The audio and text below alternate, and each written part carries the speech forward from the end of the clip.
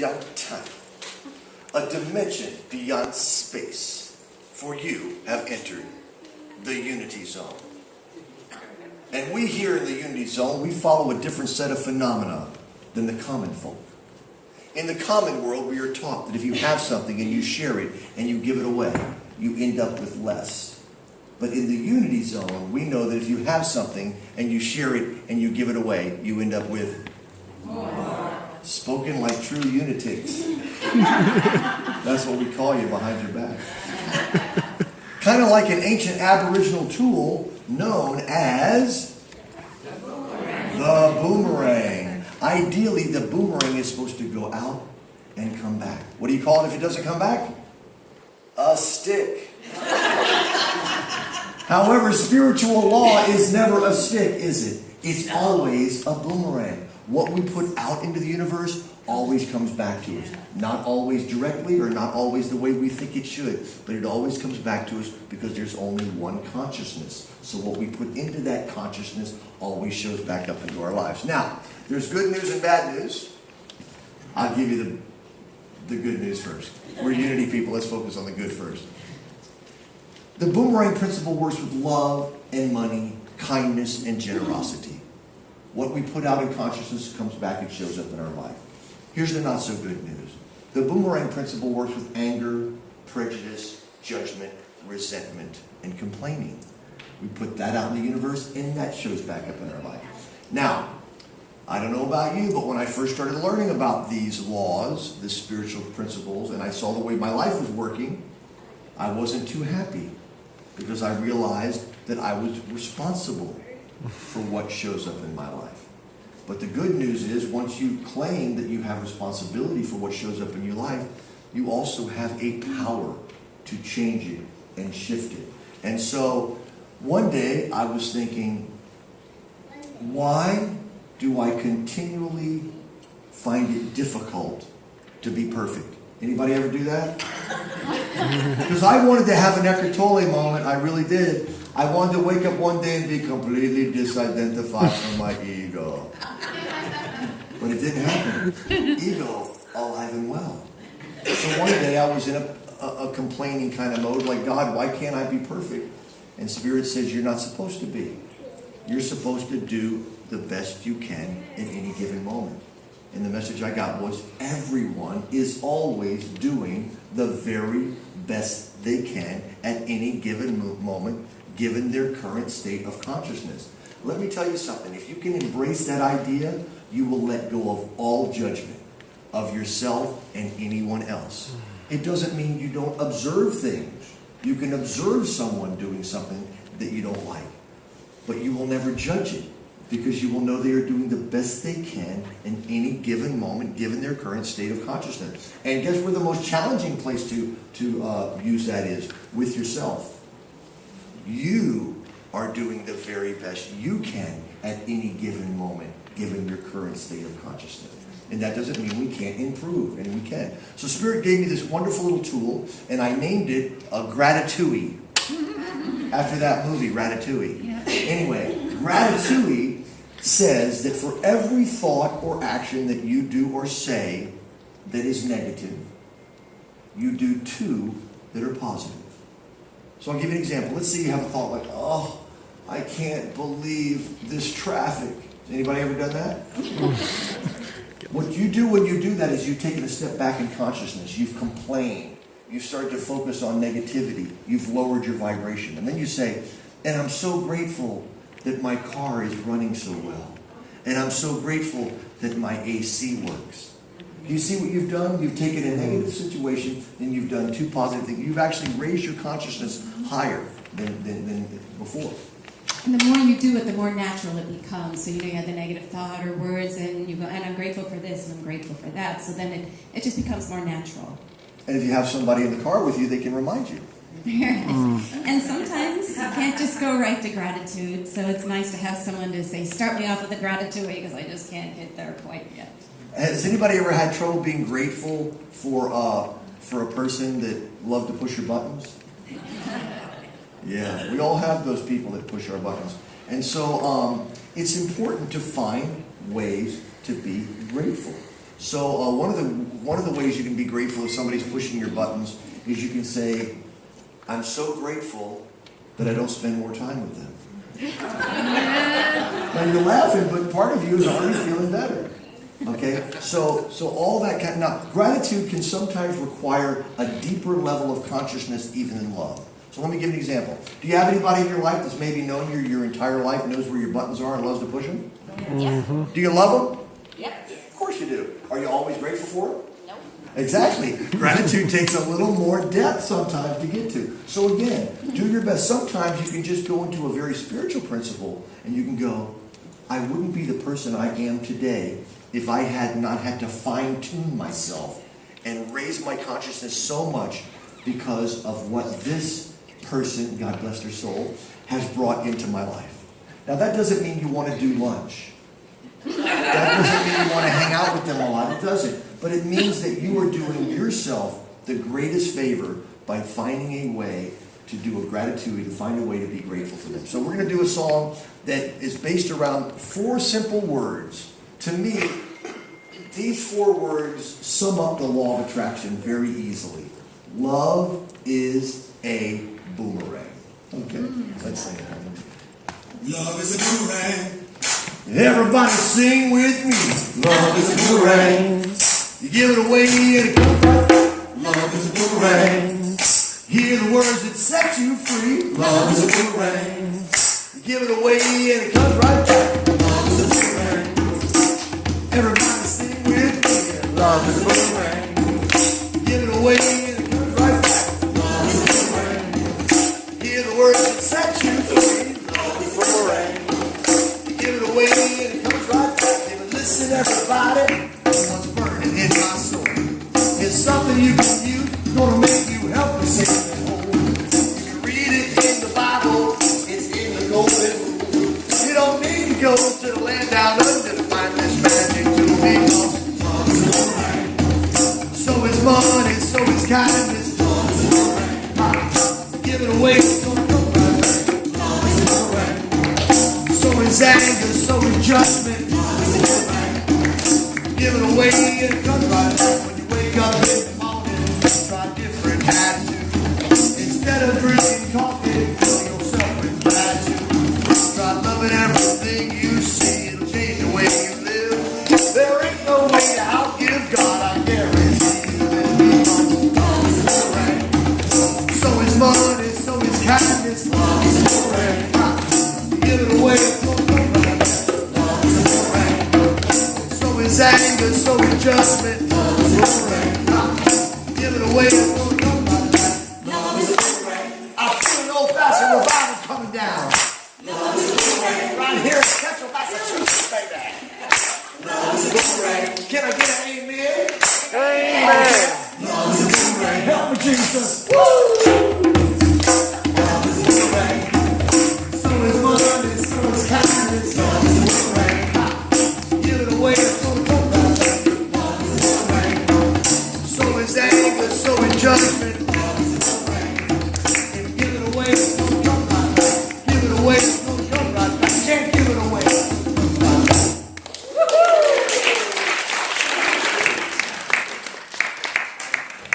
I feel the power in the house today. See, I went to a lot of different religions before I found my way here. And one of the things that I missed a little bit when I got into Unity was my Pentecostal roots.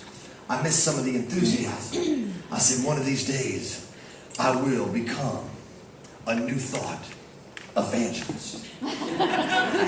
Brothers and sisters of the congregation, we are here today to raise consciousness. For we know there's only 2 emotions in the world that we need to be concerned about. The emotion of love, all encompassing, and its perceived opposite, fear. Oh, preach. When you're in a state of love, it's a heavenly experience. But when you're in a state of fear, it's like being in hell. Now, Unity does not believe in a place called hell. Can I get an amen? Amen. Because some of y'all would have been gone for sure. But there is no place called hell, but there is a virtual hell, and it's the hell of fear-based thinking. And it's a fiery pit. By the way, you will not hear fiery pit on this stage ever again. So Angelina and I came from Orlando, Florida with one purpose and one purpose only, and that is to love the hell out of you.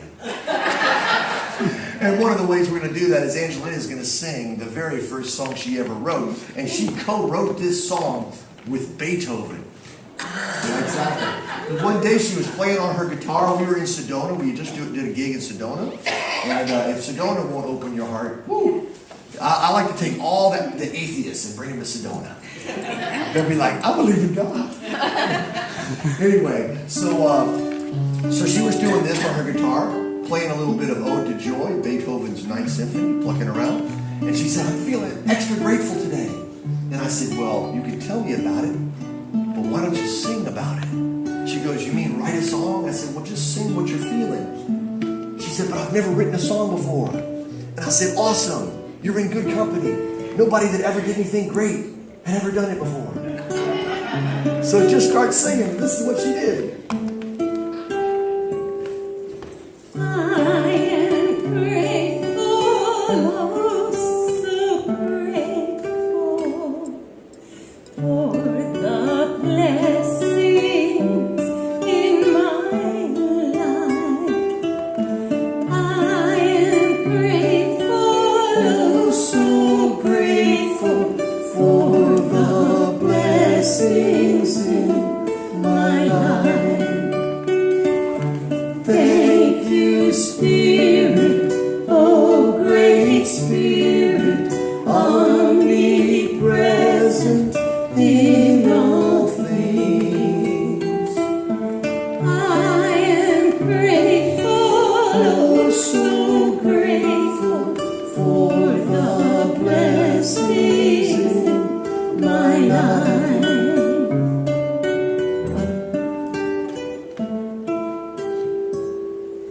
I am grateful, oh so grateful. You are a blessing in Big Disney ending.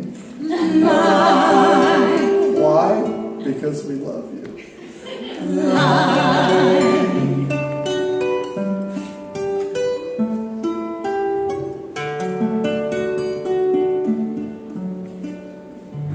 So it is.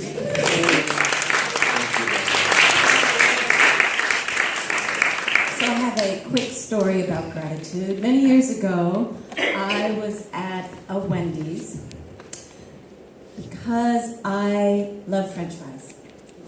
And I know people say they're not really good for you, but I can't help it. I have to get French fries every so often. I just love them. So I got to the window and I asked the young man, "How are you?" And he answered with, "I am grateful." And that so touched me because I had not heard that response, especially from a teen. And that just has always stayed with me. So what I found was when I heard it, it brought gratitude to me. And when you say it, it brings gratitude to yourself and to those around you. So it's a beautiful thing. So I encourage you, the next time someone says, "How are you?" to answer with, "I am grateful." How are you? Grateful. Now, if you can see how you're all smiling, it's almost impossible to say I am grateful with a frown. I am grateful. I am grateful. It just makes you feel good. It's a wonderful thing. And no matter what's going on in your life, being grateful is not denial. You don't have to be in denial to say I am grateful. All you have to do is focus on what you're grateful about. You can still be in reality and be working on healing certain situations. You can still be grateful. So, what we're going to do now is do a little tribute to a man that I'm grateful for, who was part of my childhood and always made me feel very good whenever he would come on TV. And I was grateful that he always made me feel like a divine child of God. And there's a new movie out, I understand, in the theaters about him. Welcome to the Neighborhood.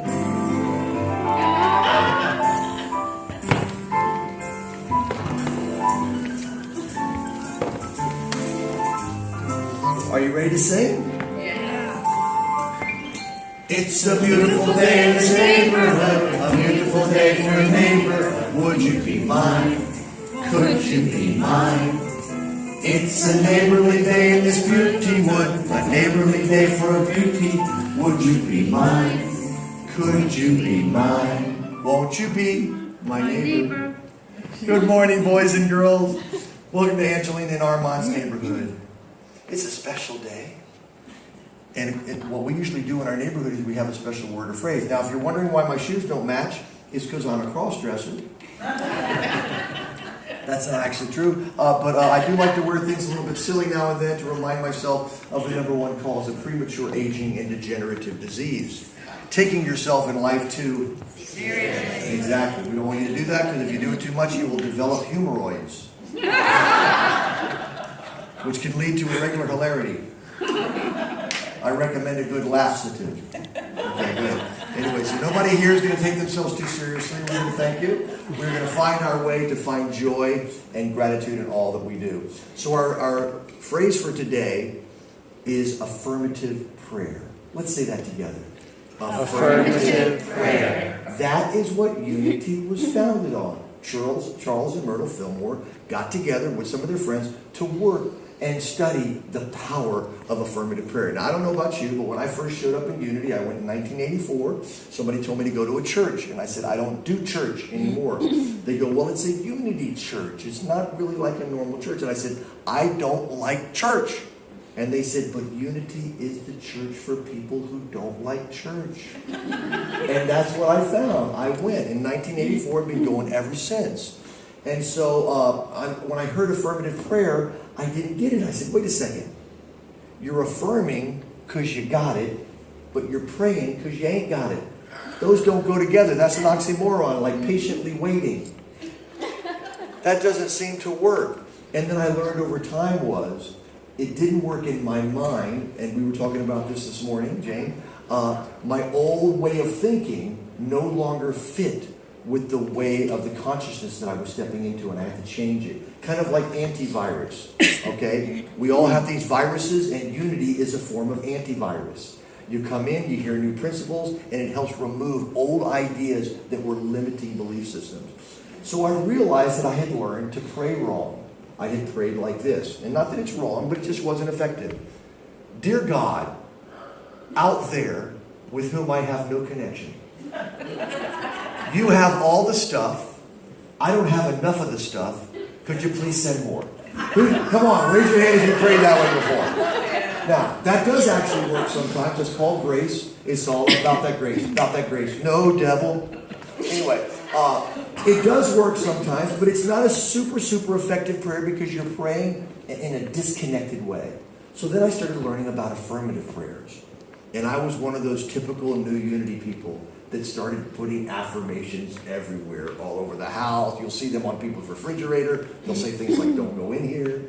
There's stuff on the walls. I was spray painting my walls. I had a hippie van. I spray painted it, think, love, create peace, all over my van. People were, oh my God, Armand drank the Kool-Aid. And what I did, but the challenge was, here's where I was missing the boat.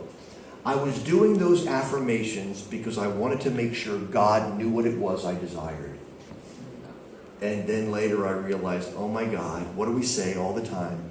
God is omnipotent, omniscient, omnipresent, all the omnis. That means God is all-knowing, right? If God is already all-knowing, then God doesn't need me to alert him, her, to what it is I desire. Okay? And then I realized, wait a second. If God is all-knowing, then God already knows all of my desires in advance. I even learned that in catechism. Before we even ask, God already knows. God already knows. Y'all went to catechism too? Good. Okay. Before we even ask, God already knows. So if God already knows, and my desires are already obvious, then God also knows which ones of those desires are going to evolve me in advance. So what am I doing affirmations for? I'm doing affirmations to get into alignment with what God already knows, to get into alignment with my higher self, with the consciousness that will help bring me to my ultimate purpose. So I do my affirmations differently now. I do them with a state of knowing that God already knows. How can I? Has anybody ever done something or an affirmation where they really wanted something to happen and it didn't happen and they're glad? Because God already knew what was best for you, which would help you, and sometimes what's best for you is not to have what you want to come true. For many of us, that was our prayer, that our first marriage would last forever. Who's glad that didn't happen? Okay, anyway, so the thing is, we have our desires. A certain amount of those desires are coming from a holy place that will help evolve us. Some of those desires are coming from an ego place that will not be good for us or others. And some of those desires are coming from a place where we think something is good for us, but it's really not. But it happens anyway because it helps evolve us to find out more of who we are so we can get deeper into alignment with God. So everything ultimately works out. So my prayers began to change to this.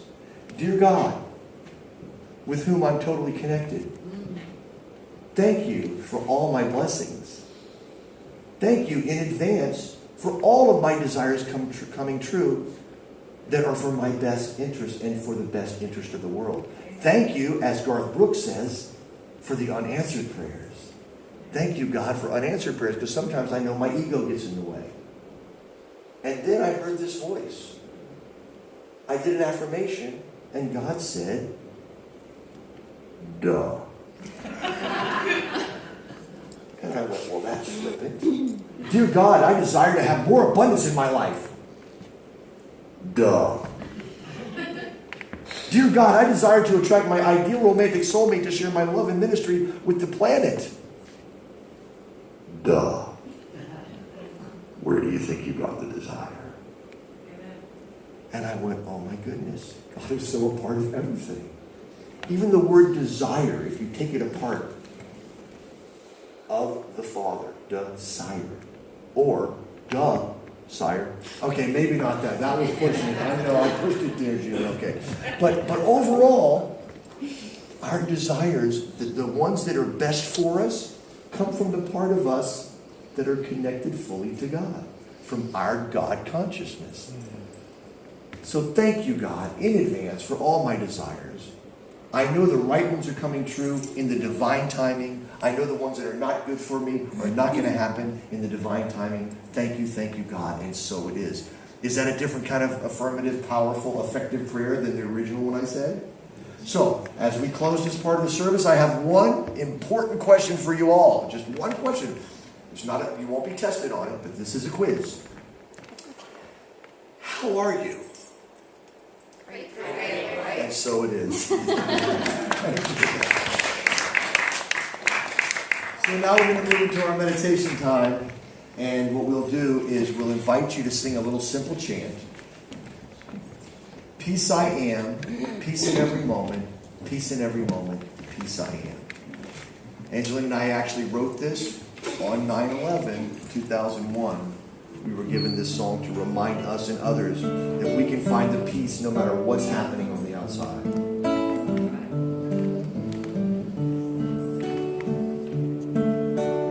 Peace I am, peace in every moment, peace in every moment, peace I am, peace I am, peace in every moment, even when a cane falls, peace I am. Peace I am, peace in every moment, peace in every moment, peace I am, peace I am, peace in every moment, peace in every moment, peace I am. We invite you to take those words into every cell of your body as a reminder that life will always present us with opportunities to lose our peace.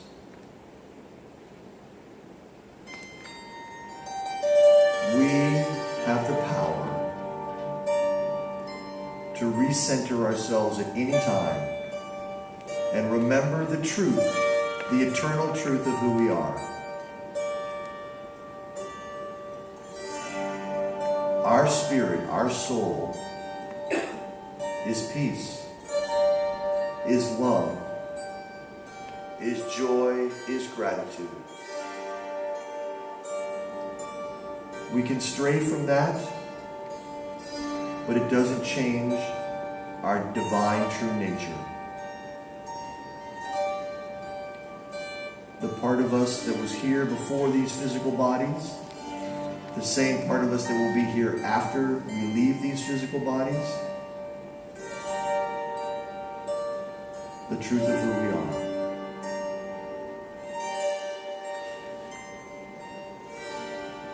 Allow the music to take you on your very own sacred journey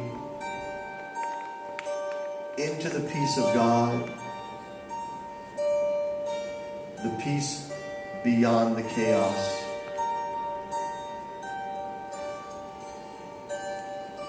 The recognition that all is well, all is in divine order.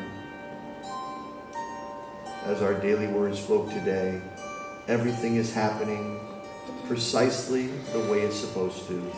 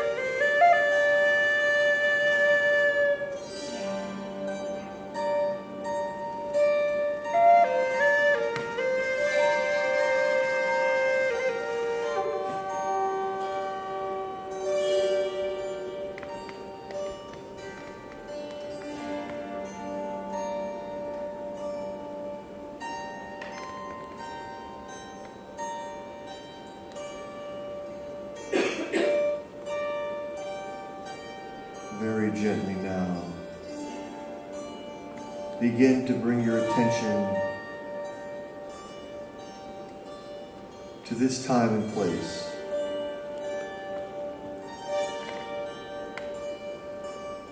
Your physical human body, this vehicle for your consciousness to experience this planet. To evolve in a new way.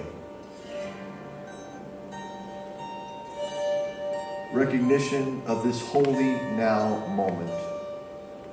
For only right here, right now, can we experience the peace of God. Thank you, Great Spirit. And so it is. Amen.